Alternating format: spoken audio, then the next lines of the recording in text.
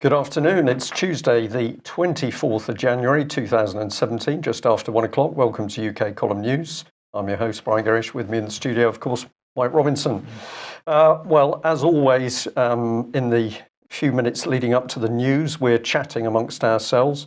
Clearly, things are unfolding very fast, and I was intrigued to be told last night, anecdotal, but about a military gentleman who went into Downing Street some 16 years ago, John Major's time, whatever that was, to hear John Major talking about destroying the institutions. And our conversation before the news today was that seems to be exactly where we are. So let's get right to it then. Of course, everybody will have heard by now that Lord Neuberger and the other Supreme Court justices have upheld the they've removed the appeal that the government was bringing against the earlier judgment on Article 50. So government has lost. Supreme Court has published apparently 43,000 words in their judgment. That's pretty good going. But in a nutshell, what have they done? They've said that the government is required to pass an act of parliament before invoking Article 50. But they said that the devolved governments have no say in this process aside from whatever representatives that each of the devolved so-called nations have in Parliament. So unsurprisingly, the usual chaos, chatter and infighting has begun on social media, and it is all a diversion. Article 50 is going to be triggered, and at the end we will definitely still be fully integrated with the European Union, and in fact more so than we are today, Brian. Always the plan, Mike. Absolutely. So what is number 10? Well, here's what Lord Neuberger said. In broad terms, Article 50 provides that a country wishing to leave the EU must give notice, quotes, in accordance with its own constitutional requirements. And again, that's what they were ruling on. And while that might be inconvenient for some, it shouldn't really be of a fear for anybody if we believe in the democratic process. Didn't we have some sort of democratic process where 17 million people said we should come out of the European Union? That's absolutely true. Now, a number 10 spokesperson said the Prime Minister's speech last week very clearly set out the government's objectives. Well, we're going to talk about that in just 1 second. They also said it's important to remember that Parliament backed the referendum by a margin of 6-1 and has already indicated its support for getting on with the process of exit to the timetable we've set out. We respect the Supreme Court's decision. We'll set out our steps to Parliament shortly, and so they're going to have to put a bill before Parliament. And there's great concern, Brian, that this bill might only consist of 2 lines. And of course, it was Kenneth Clarke, who, the ex-Bilderberg Steering Committee member, still a member of Parliament, who expressed it by saying that, what the government is trying to do is to minimise discussion. They're going to try and have a bill with 2 lines in it and just sort of shoo it through. And that seems to be what the government is intending. Tim Farron, he spoke up. He said he welcomes today's judgment, but he said, we demand a vote of the people on the final deal. And without that, we will not vote for Article 50. Right? But Brian, this is nonsense, because Theresa May, in her speech last week, said, I can confirm today that the government will put the final deal that is agreed between the UK and the EU to a vote in both houses of Parliament before it comes into force. So she has already stated in a speech last week that that's exactly what she's going to do. But Tim Farron clearly maybe wasn't there that day or wasn't paying attention or something, but he seems to think that he's not going to vote for Article 50 unless such an undertaking is given, even though it already has been. Well, the big insult from the Lib Dems, and I'm ashamed I haven't got it with me at the moment, but they've been pushing leaflets through local doors which tell people that, their local Lib Dem councillor recognises that people voted to come out of the European Union, but they didn't really understand what they voted for, but not to worry because Tim Farron was going to ensure that there was a vote where people would understand what they voted for, but didn't in the first place. How's he going to do that?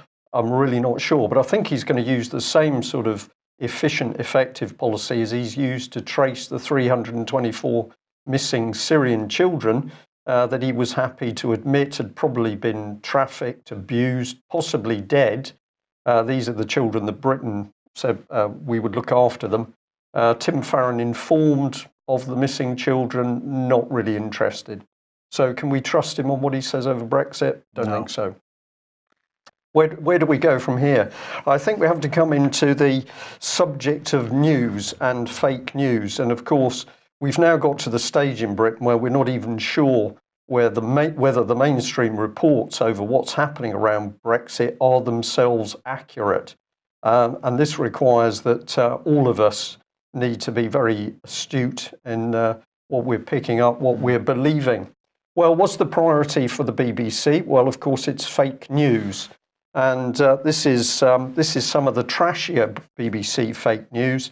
But this was a tweet, and it was about the potential cancer risk from cooked or burnt toast. So we had a little look at their article. There's quite a lot of it. There's a lot of words on the page. But the key bit was, what's the risk? Research in animals has shown that the chemical is toxic to DNA and causes cancer. This is a chemical created by bringing foods to high temperature. So scientists assume the same is true in people, although as yet there is no conclusive evidence.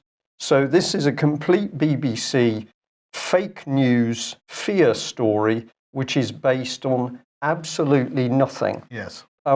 We could say, what is this designed to do? Well, of course, it's designed to make people fearful of cancer.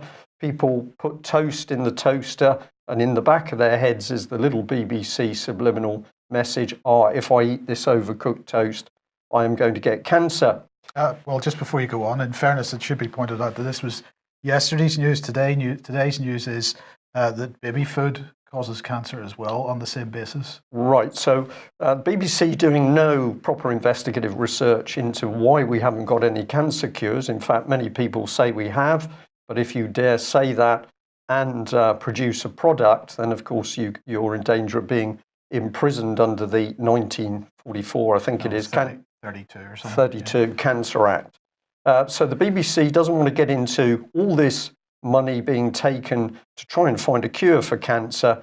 They just like to ramp up the fear. But it gets worse.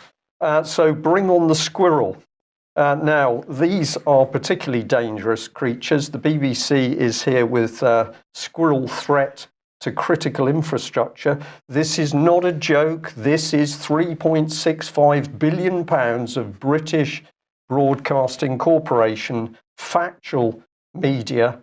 And here's the headline that the squirrels are basically damaging critical infrastructure all over the world. Power outages, people left homeless, people unable to overcook their food to give cancer. Eating through railway lines? Eating through railway lines. It's all on the squirrel.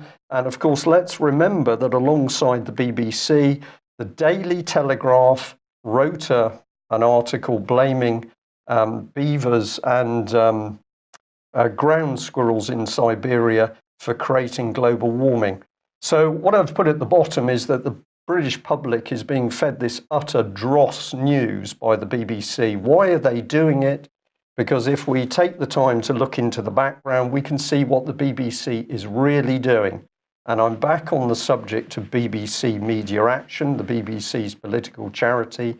This is yet more of their own documents where they are talking about their action inside Syria to promote regime change.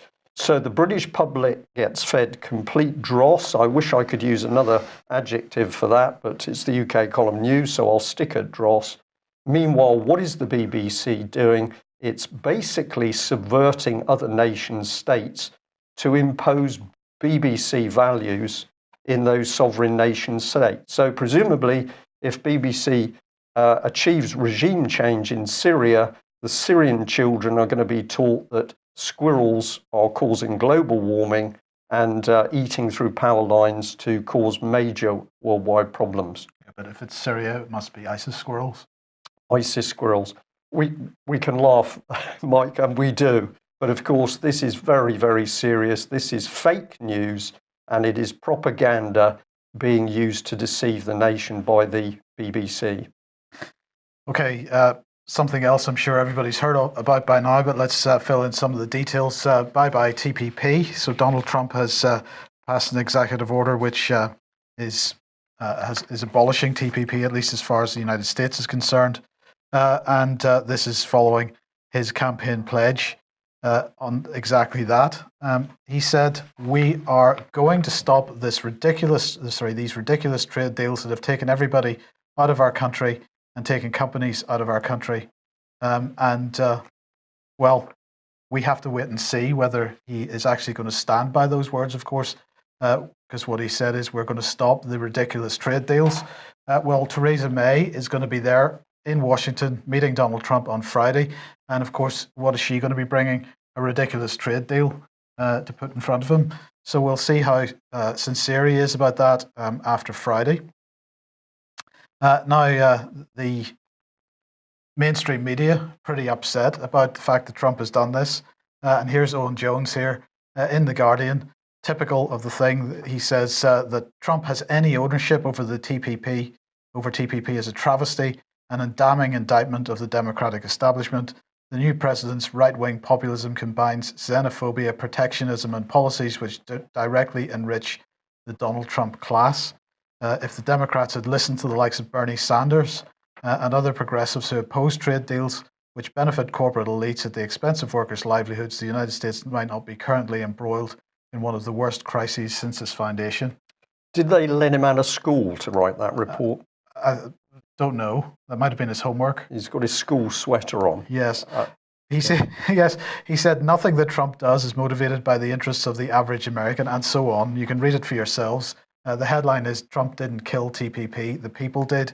Unfortunately for Owen Jones, Bernie Sanders has come out in support of what Trump has done, and he said now is the time to develop a new trade policy that helps working families, not just multinational corporations.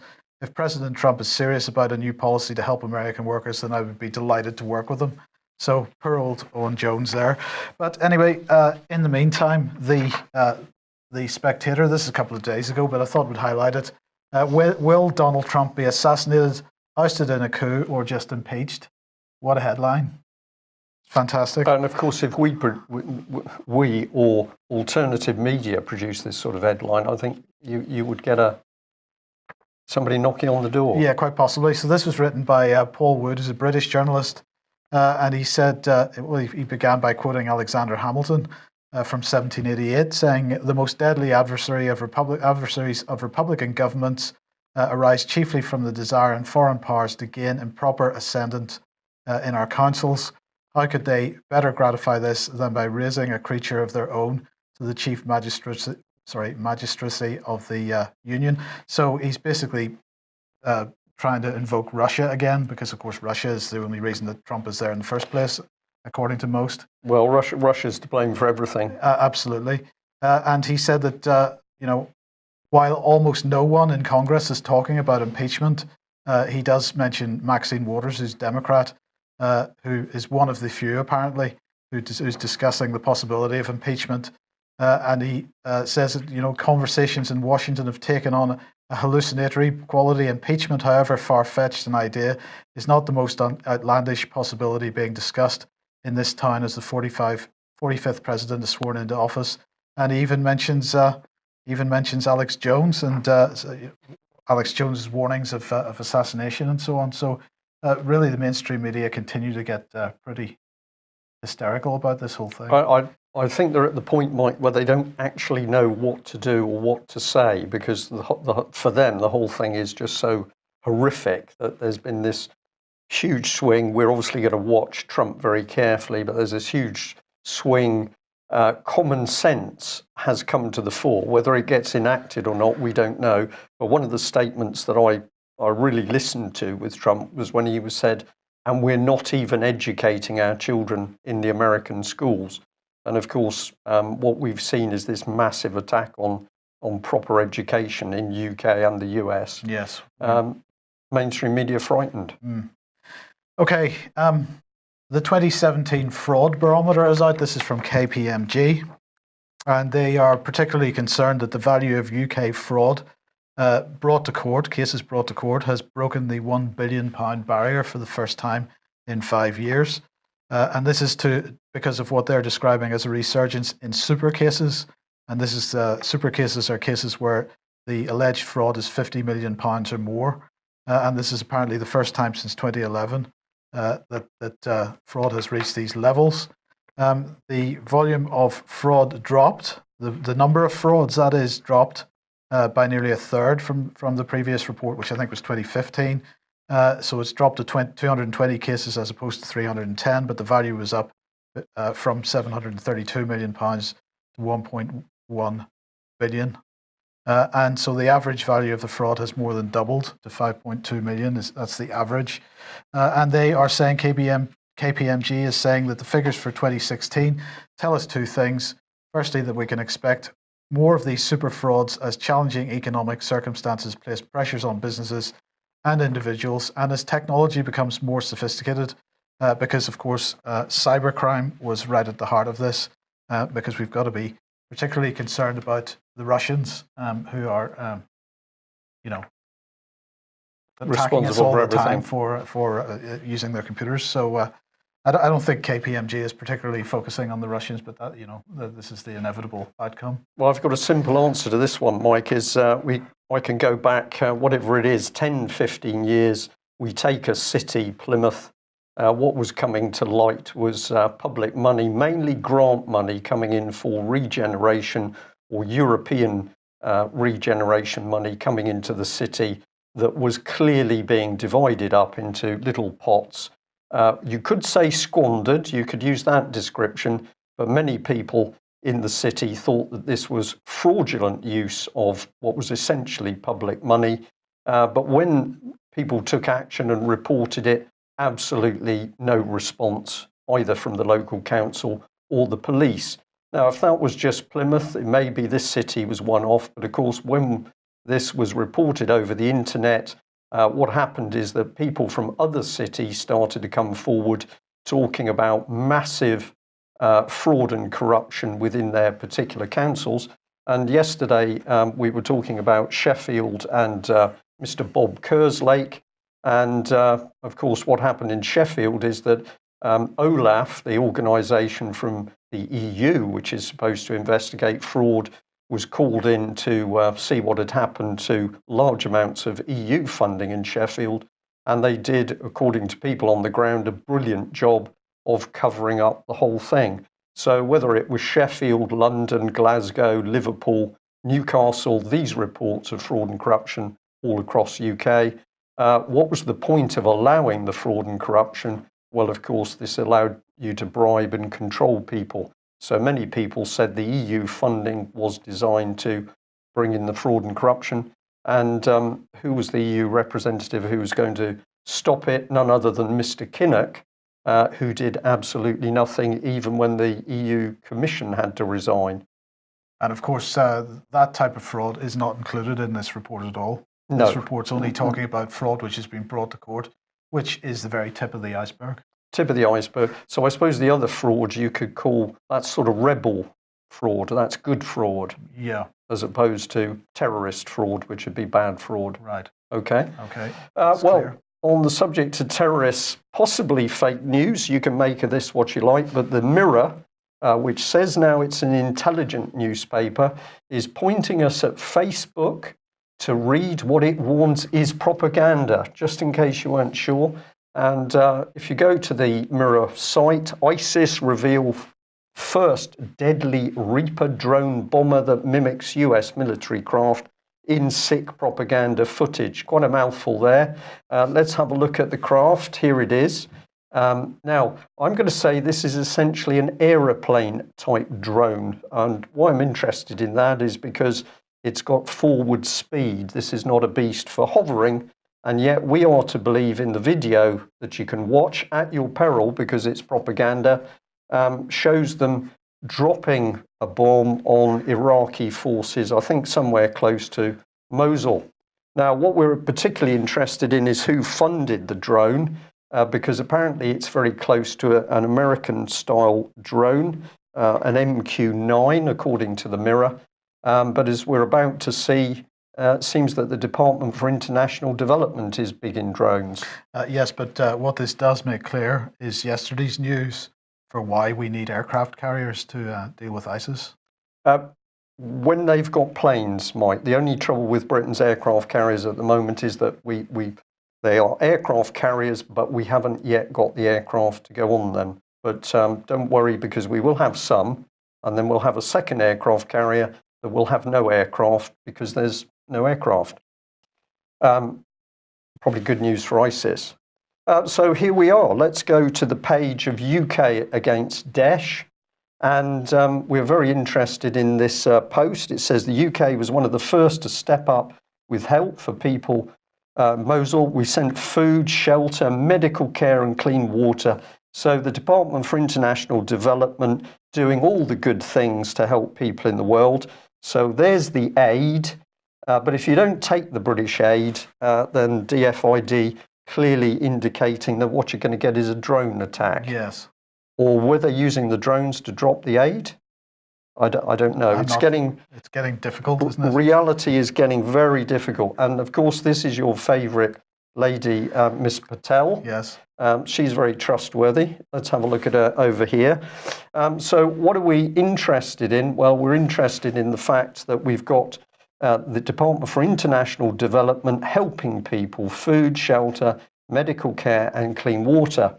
Unfortunately, we've been pointing out that what they've also been doing is funding the BBC. Of course, that couldn't be the BBC direct, so it's done through their proxy charity, BBC Media Action. A mere 14.7 million showing up on BBC Media Action funding, I think, for last year. So what's going on here? Well, the Department for International Development says it's pushing out a 5-year global grant, and BBC Media Action is able to benefit from this. It's helping better governance, healthier populations, and an increased ability to cope with humanitarian crises. So this is the same government that has reduced UK to what must be close to a shambles. We can't even run our own healthcare in UK, but don't worry, because the British government is providing the BBC with nearly £15 million to get into other countries to help them have the same standard of care that we've got in Britain. I'm sure they'll be delighted to receive it. I'm sure they would. So if you don't believe this, go and do your own research, but let's have a look about what the department says. Here it leads the UK's work to end extreme poverty. We're tackling the global challenges to our time, including poverty and disease, mass migration. They've stopped that completely, Mike. Absolutely. Hardly been a trace of it. Insecurity and conflict, and their work is building a safer, healthier, more prosperous world. We can't manage Britain, but we're doing a more prosperous world. And this is part of the analysis of the Department of International Development for work carried out by BBC Media Action.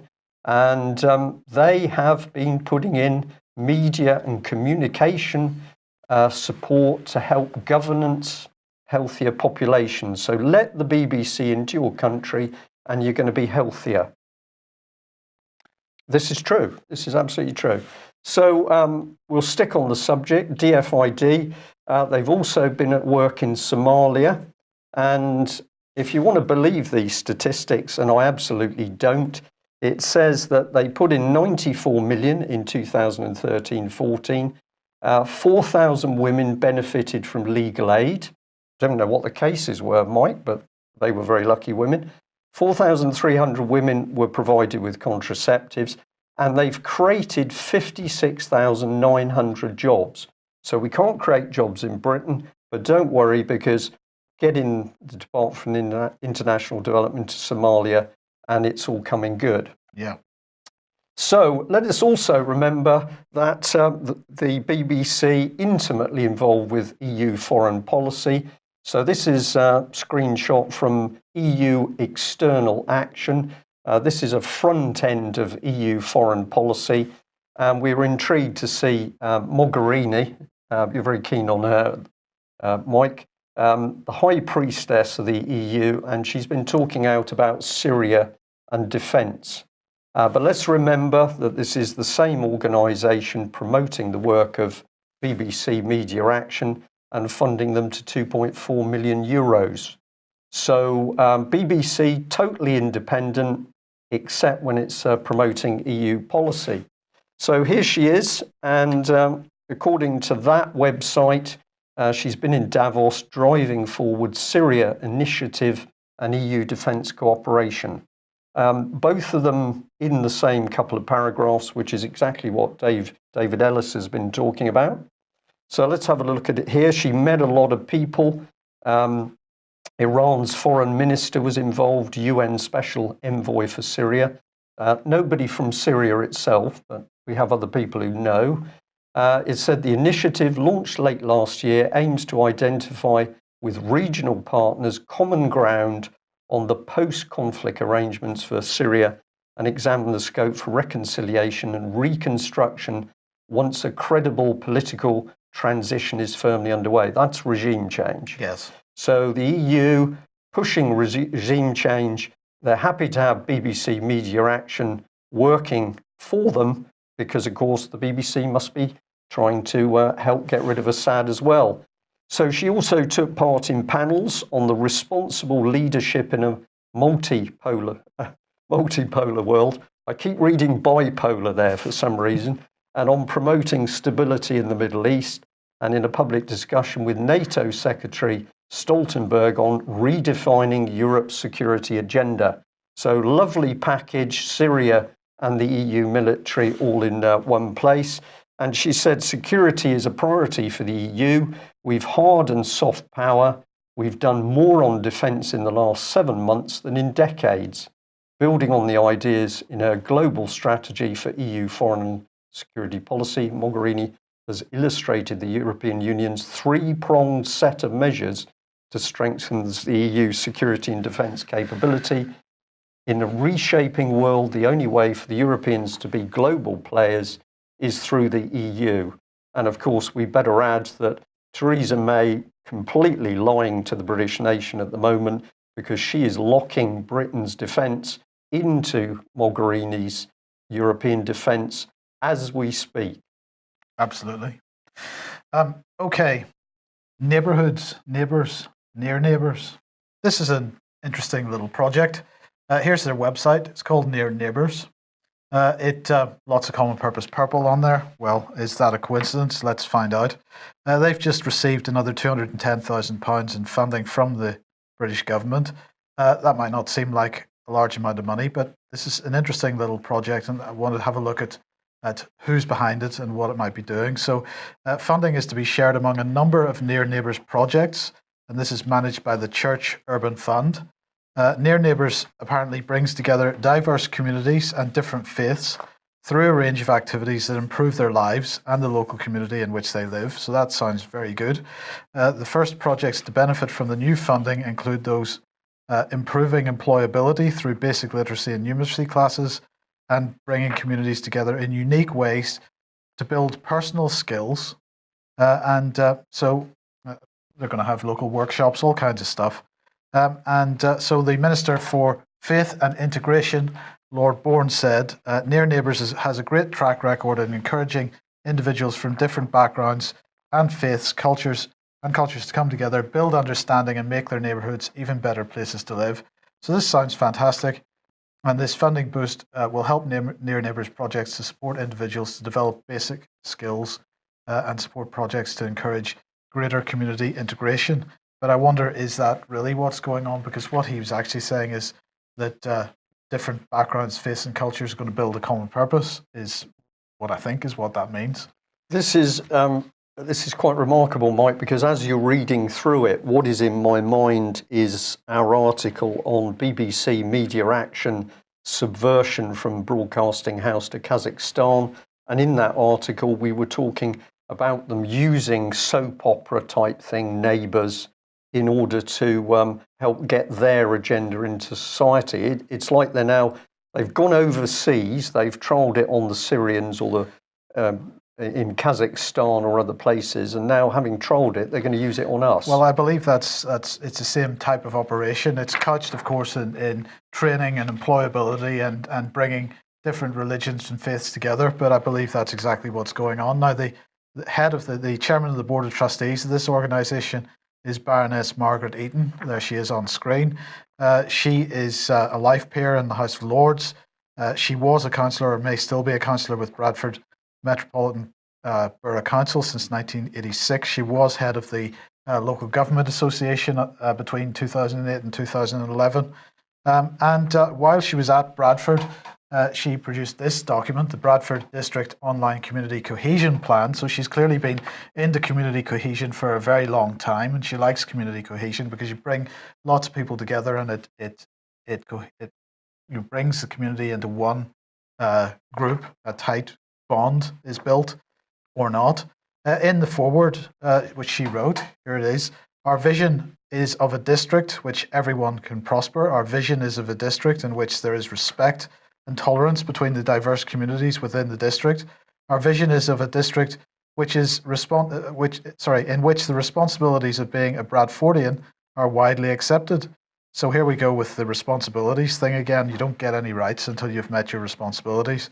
Our vision is of a district where everyone can take part in the public affairs of the district, except if you're just an individual, then you can't take part. If you want to take part, you've got to be a member of an organisation of some kind. Or a club, or a NGO, or a charity. Exactly. Yeah. Of course, she said this outlined community cohesion plan describes part of that journey towards our vision. And so they had a bunch of actions and achievements. This is going back to 2001, 2002. And what I have ringed there on screen is the creation of a youth common purpose programme, Your Turn. So here we have the link between this lady herself, common purpose, and the type of thinking that common purpose represents. She was absolutely keen to promote that as much as possible.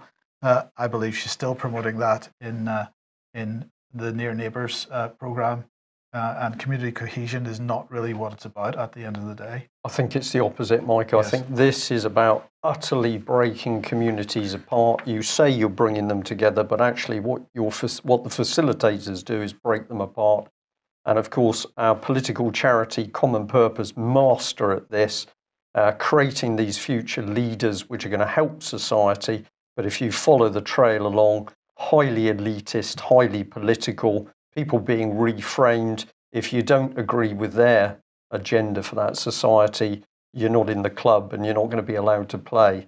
So this is really in it. And of course, the courses that they bring in are going to be full of NLP to get people reframed into their way of thinking. Now, if you think we're putting 2 and 2 together and getting 5, you need to get on the UK Column website.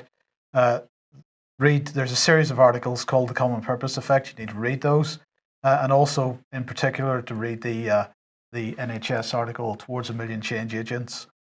Try to get a handle on what it is we're speaking about here, because if you want to understand why your communities are breaking down, that's what you've got to get grips with. Yeah, absolutely. And one of the things I just picked up as you were speaking, Mike, is the language, the vision. This is a key part of the reframing language. And these individuals, these initiatives always work in the future. So basically, it doesn't matter whether everything's chaos now. It doesn't matter whether there's breakdown, fraud, corruption, violence now, because in the future at some time, society will be taken over the rainbow, transformed into this new perfect utopia. So these are very, very dangerous people. You read the words, there's no substance to it, but it's always pointing at in the future it will be okay. Well, if Theresa May is helping to bring our communities together, of course, she's doing a brilliant job by helping to crack down on child abuse. Now, I make no apology at all for the fact that we will not drop the issue of Melanie Shaw. We are still loyal to all the other people who've been affected by child abuse. However, there are some things happening around the Melanie Shaw case which are just outrageous. And I want to remind people, of course, that Melanie Shaw still in prison, still in solitary confinement. Why is she there? Because of the actions of our present Prime Minister, Theresa May, in her post of Home Secretary. She was the woman who made the decisions with the Crown Prosecution Service. She is the person that put Melanie Shaw in prison.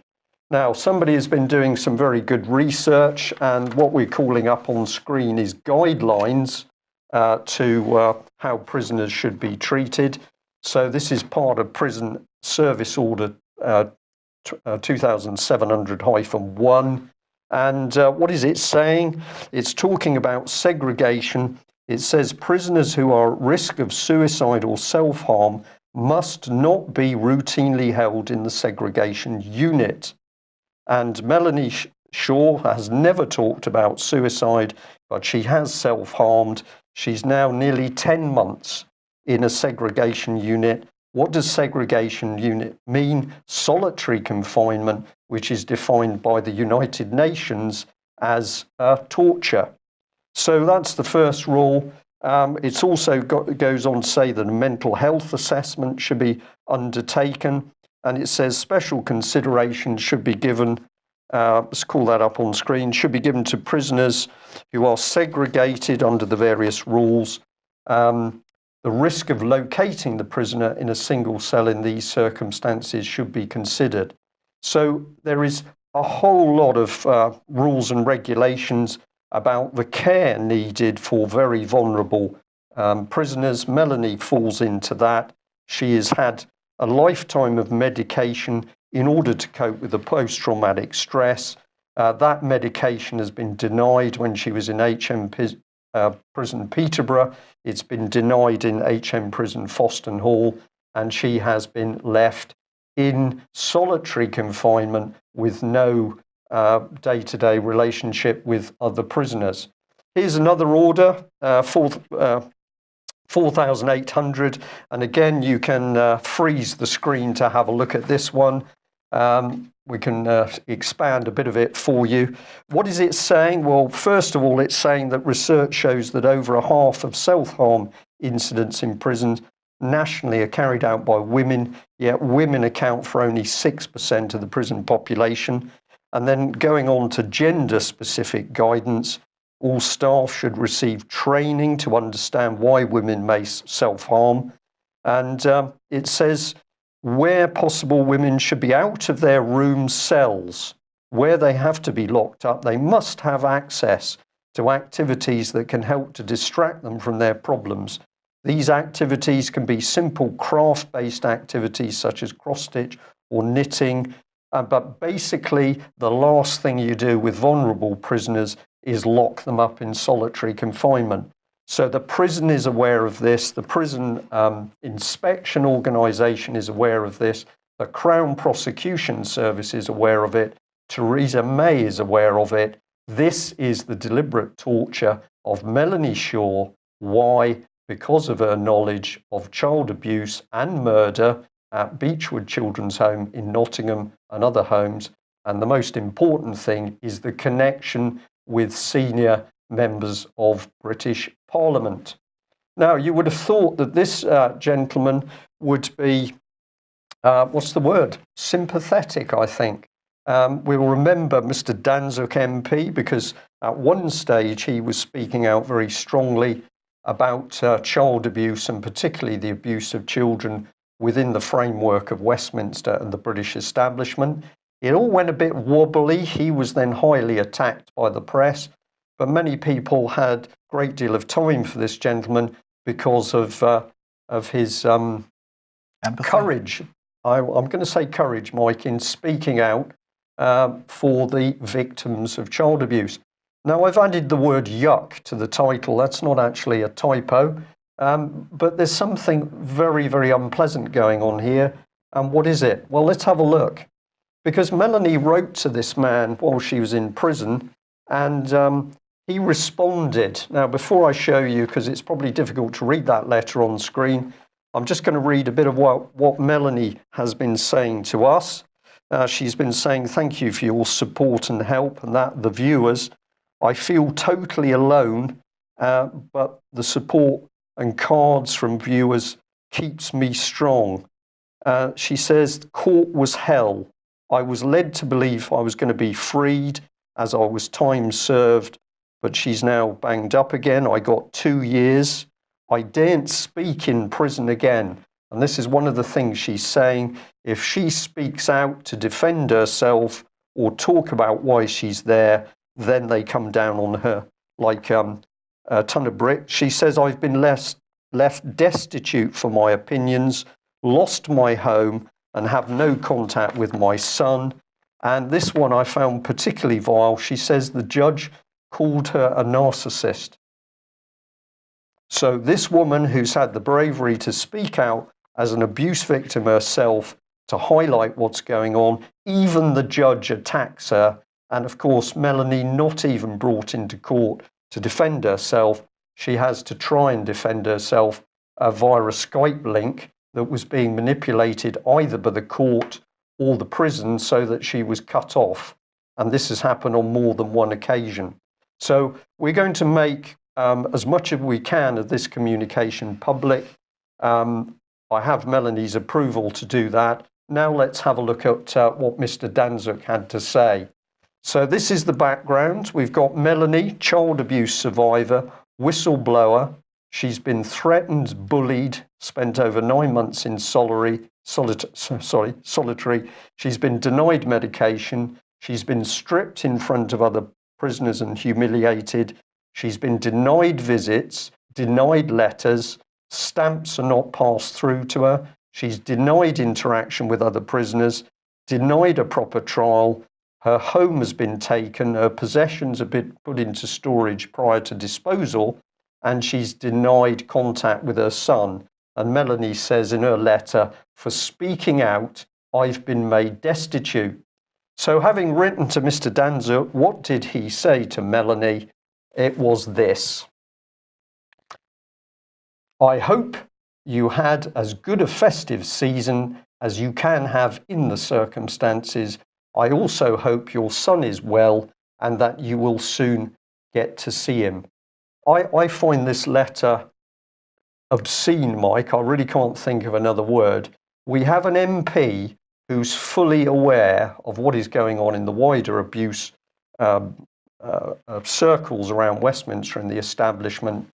And this woman has suffered this. And he says, well, basically, you might have been in solitary and being beaten up in prison, but I hope you had a good Christmas. Are our politicians on drugs? What are we seeing here? This is some form of cognitive breakdown with our MPs, Mike. Yeah, particularly an MP that in the past has had close links with abuse and so on. And, you know, as a supporter of abuse victims, he pretends. Pretends. Yes. Right. And of course, earlier in the news today, we showed an image of Kenneth Clarke. He's very big on the world stage, speaking out for the Bilderbergers, speaking out for Britain, speaking out for justice. We haven't yet seen Kenneth Clarke come forward to help tackle this issue of child abuse, which is clearly reported in not just Beechwood Children's Home in Nottingham, but I think it was 8 other homes listed by Nottinghamshire police as being also sources of child abuse. And of course, he is a Nottingham MP. Well, so one would have thought that Kenneth Clarke would have been one of the first to step forward. Let's see what's really going on here. Let's ask the questions and let's start dealing with the child abuse. But we come back to Theresa May. Melanie Shaw can only have arrived in prison. That had to take place with the full knowledge and connivance of our Prime Minister, Theresa May. Theresa May said publicly she abhorred child abuse. This woman is a despicable hypocrite. And of course, if we've got some overseas viewers and you're thinking of dealing with Britain in the near future, can you trust a Prime Minister who is prepared to imprison a child abuse victim and whistleblower? And I think the answer to that has got to be no. I don't think we can follow any other subjects after that, Mike. If I sound passionate, I absolutely am. It's up to us to get the lid off what's happening here. And of course, we need the thousands of UK column viewers that we've got to take action, to get those letters in to Theresa May, get them to her local constituency office. so that the local Conservatives who voted for this lady know what's really going on in the background. Take the battle to her, of course, polite, measured, submit the evidence, but get it into her local area, because that is the only place that these people seem to be concerned at public attitude. 17 million people vote to come out of the European Union. Theresa May doesn't give a stuff. She is busy working in the background to lock us into the European military, as revealed by David Ellis on many of UK Columns news programmes. That's it. Thank you for joining us. We will be back at the same time tomorrow. Bye-bye.